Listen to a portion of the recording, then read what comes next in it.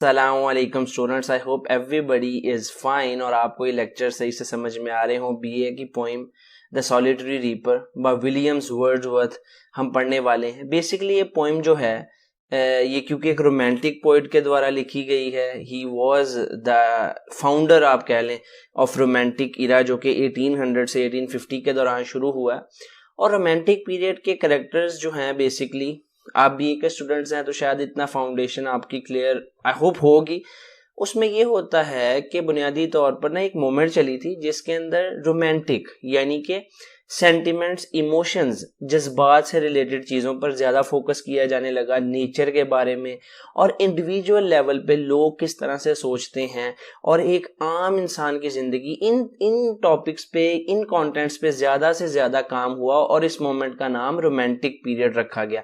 तो as we know कि William Wordsworth जो है एक रोमांटिक पोएट हैं, तो ये पोएम जो भी है ये भी एक नेचर से रिलेटेड, एक इमोशन से रिलेटेड, इंडिविजुअल लेवल पर बात कर रही है और 1807 में लिखी गई है। अच्छा, जैसा कि मैंने आपको बताया कि ये एक रोमांटिक पोएट थे और ये पोएम जो है वो रोमांटिक जॉनरा से रिलेटेड है। तो बेसिकली एक पोएम जो है ना, ये द सॉलिटरी रीपर, ये इंस्पायर्ड है विलियम वर्ड्सवर्थ और उनकी जो बहन है ना डोरोथी वर्ड्सवर्थ, ये स्कॉटलैंड के गांव में विजिट के लिए गई थी 1803 में। और वहां पर एक औरत को इन्होंने अनाज काटते हुए ना कुछ गुनगुनाते, गाना गाते हुए देखा, जिसे हमारे शायर विलियम वर्ड्सवर्थ को बहुत मज़ा आया, जिससे उन्हें बहुत पसंद आया। हाँ, उनको पता नहीं चला कि ये किस चीज़ से रिलेटेड गाना गा रही हैं या उन्हें मेटाफर्स की भी समझ नहीं आई, लेकिन उन्होंने उस मेलोडी को और उसकी काफ़ी तारीफ़ें की और उसके ऊपर ही 1807 में ये पोएम लिख डाली। तो इस पोएम को लाइन बाय लाइन हम स्टडी करना स्टार्ट करते हैं। बी होल्ड हर यानी देखो इसको, सिंगल इन द फील्ड, खेत में अकेली है, यॉन सॉलिटरी हाईलैंड लेस यानी अकेली फसल काट रही है, अकेली काम कर रही है, reaping and singing by herself, काट भी रही है साथ साथ कुछ ना कुछ गुनगुना भी रही है। स्टॉप हियर और जेंटली पास, यहाँ तो तुम यहाँ रुक जाओ और इस खूबसूरत गीत को सुन लो, या चले जाओ अगर तुम्हें नहीं पसंद तो कोई मसले वाली बात नहीं है।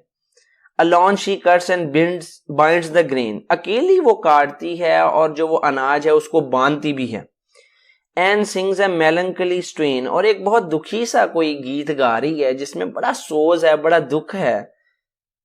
Oh listen for the wail profound, और ये पूरी की पूरी वादी को जो है ना वो सुनाई देता है और उसको जो है उसका साउंड जो है इतना खूबसूरत है कि पूरी वादी तक फैला हुआ है। वेल वैली को कहते हैं।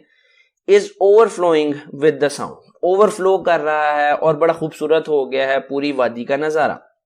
नेक्स्ट लाइन में वो तारीफ करते हुए कुछ मजीद आगे बढ़ जाते हैं और कहते हैं, नो नाइटिंगेल डिड एवर चॉन्ट, एक नाइटिंगेल ना परिंदा होता है जिसको, ये पिक्चर भी आपको नीचे आ जाएगी, जो कि गीत गाने के लिए बहुत ज़्यादा मशहूर है, उसकी आवाज़ बड़ी खूबसूरत होती है। तो वो ये एक कंपैरिजन दे रहे हैं कि नो नाइटिंगेल डिड एवर चॉन्ट, किसी नाइटिंगेल ने भी इतना प्यारा गीत कभी नहीं गुनगुनाया होगा। More welcome notes to weary bands of travellers in some shady haunt, किसी अरब मुल्क के सहरा में, जो नखलस्तान को ग्रीन एरिया हो जाए सहरा में, उसमें जब थके मांदे ट्रेवलर्स आते हैं तो वहां पर मौजूद नाइटिंगेल भी उनको खुश करने के लिए ऐसा गीत नहीं गा सकती, इतना रिफ्रेशिंग गीत नहीं गा सकती जितना रिफ्रेशिंग गीत ये है। यानी वो तारीफ कर रहे हैं कि उनका जो गीत है, जो भी वो खातून वहां मौजूद हैं, वो उनकी सारी की सारी जिंदगी की थकन दूर किए दे रहा है। अमंग अरेबियन सैंड्स, वो तो हो गया। A voice so thrilling never was heard in springtime from the cuckoo bird, इतनी प्यारी आवाज तो कभी कुकू बर्ड से भी विंटर में नहीं आई, स्प्रिंग टाइम में यानी बाहर के मौसम में नहीं आई जितनी खूबसूरत आवाज ये है। Breaking the silence of seas, ये तो समंदरों की खामोशी को भी तोड़ रही है। तारीफ है, यानी रोमांटिक पीरियड है तो कुछ भी लिखते जाओ। रोमांटिक पीरियड का जो खासा ही ये है कि you can write anything about any emotion in any manner, ठीक है। उसमें ये मैटर ही नहीं करता कि आप बोंगी मार रहे हो या क्या, मतलब वो एक मोमेंट ही, फ्रीडम मोमेंट जिसे आप कह सकते हैं ना, आज़ादी की तहरीक है कि जो जी में आए, जो महसूस करते हो लिख डालो बस। ये इसको रोमांटिक पीरियड सादा लफ्जों में कहते हैं। अच्छा, अमंग द फारदेस्ट हर्ब्राइड्स, हर्ब्राइड्स यानी स्कॉटिश आइल्स को कहा जाता है, आइलैंड्स को कहा जाता है। वो कहता है कि वहां पर दूर दूर तक, आइलैंड्स तक ये जो है वो ब्रेकिंग द साइलेंस, खामोशी को तोड़ रही है। अब आगे जो लाइंस हैं वो बड़ी इंटरेस्टिंग है कि वो हमें ये बताती हैं कि पोएट को पता ही नहीं चल रहा है कि वो क्या गा रही हैं और क्या नहीं गा रही। वो क्या कहते हैं, will no one tell me what she sings, कोई मुझे नहीं बताएगा कि ये क्या गाना गा रही है। यानी उन्हें लिरिक्स का, अल्फाज का नहीं पता, तर्जमे का नहीं पता, मफहूम का नहीं पता। Perhaps the plaintive number flows for old, unhappy, far off things.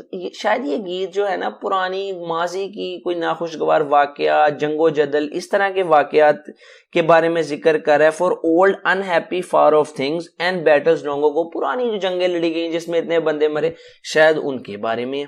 या फिर और is it some more humble लेगा, या फिर कोई आज जाना सा कलाम है, फेमिलियर मैटर ऑफ टुडे, जो कि डे टू डे अफेयर्स के ऊपर बात करता है, जो हमारी जिंदगी में छोटे छोटे दिहाड़ी के लेवल पे जो चैलेंजेस होते हैं ना, रोजाना के लेवल पे, उनकी शायद बात कर रहा है। सम नेचुरल सोरो, लॉस और पेन, कुछ कुदरती जो तकलीफ हमें आती हैं, दुख होते हैं, शायद उनके बारे में, या बहुत बड़े बड़े गमों के बारे में, जंगों वगैरह के बारे में। अब मुझे नहीं, वो कहता है कि मुझे नहीं पता। इट मीन्स कि वो अंडरस्टैंड नहीं कर पा रहे कि गीत में क्या है, और यहां दूर खड़े हैं और सुन नहीं पा रहे सही तरह से। There has been and maybe again, अब पता नहीं ये किस चीज के बारे में है। Whatever the theme, कोई भी थीम हो इसकी, The maiden sang as if her song could have no ending, ये खातून तो ऐसे गाना गा रही है जैसे इसका कोई इख्तिताम ही नहीं है, यानी चलती जा रही है, गाती जा रही है। अच्छा, मैंने उन्हें काम करते हुए भी ये गाना गुनगुनाते देखा। जब वो दरांती से नीचे होके काट भी रही थी तब भी, यानी अनाज को काट रही थी तब भी मैंने उन्हें ये गाना गाते देखा। आई लिसन्ड, मैंने सुना, मोशनलेस एंड स्टिल, बिल्कुल खामोशी से खड़े होके, बड़ी गौर से, अटेंशन से, बिना हिले। And as I mounted up the hill, जैसे ही मैं पहाड़ की तरफ चला, यानी अब मैं जाने लगा हूं वापसी की तरफ, the music in my heart I bore, मैं ये म्यूजिक को अपने दिल के अंदर समो लिया। Long after it was heard no more, चेजा कि मैं ये गाना सुने बड़ा अरसा हो गया, लेकिन स्टिल मैं इसे भूला नहीं हूं और ये मेरी मेमोरी में हमेशा के लिए सेव हो गया। अच्छा, कुछ थीम्स हैं इस पोएम के अंदर जो कि बड़ी मजे की हैं। एक तो सबसे पहले थीम है कि जो आर्ट होता है और कम्युनिकेशन, इसका बहुत ही अहम रोल है। यानी आर्ट के बारे में चीज है, गीत गा रही है, तो वो जो पोएट हैं, नो डाउट उन्हें समझ नहीं आ रही, but still he can communicate. You know, there is a strong connection between art and communication. Art has no language और art has all the languages. आप यूं पोएम थीम लिख सकते हैं कि आर्ट का कोई जुबान नहीं होती और आर्ट की हर जुबान होती है। ठीक है, इस तरह आप 3-4 लाइंस में ये थीम को एक्सप्लेन कर सकते हैं। सेकंड थीम अगर हम देखें तो नेचर और पोएट का जो कनेक्शन है, कि वो नेचर के साथ कितना कनेक्टेड है, कितनी डिटेलिंग देता है, किस तरह से वो चीजों को डिस्क्राइब करता है, ये अपने में एक जो है वो मुकाम रखता है। फिर एक जो थीम है वो हार्डवर्क ऑफ द विमेन, इस औरत की इतनी मेहनत, ये भी एक थीम है कि वो कितनी मेहनत कर रही है। ठीक है, भी है कि वो कितना दुखी है, यानी वो दुखी गाना गाते दिखाई दे रही। हो सकता है कि वो अपने फाइनेंशियल कंडीशंस की वजह से इस तरह हो गई हो।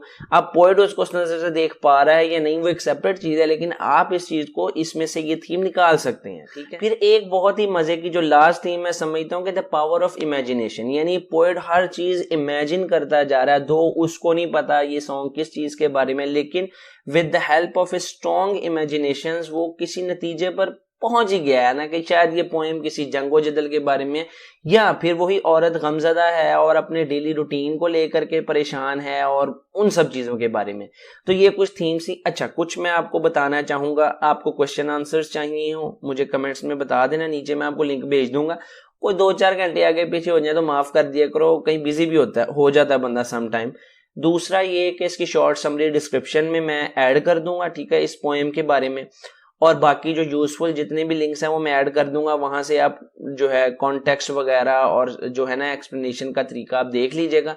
बाकी स्टोरी में यही था, मतलब पोएम की जो पूरी लाइन बाय लाइन एनालिसिस हो गया। तो आई होप कि अब आपको खुद से सेल्फ रीडिंग की ही जरूरत है, मजीद आपको गाइडेंस की जरूरत ही नहीं पड़ेगी। Thank you. अगर फिर भी पड़े आप पूछ सकते हैं। अल्लाह हाफिज। और हाँ, सॉरी, अल्लाह हाफिज पहले कह दिया।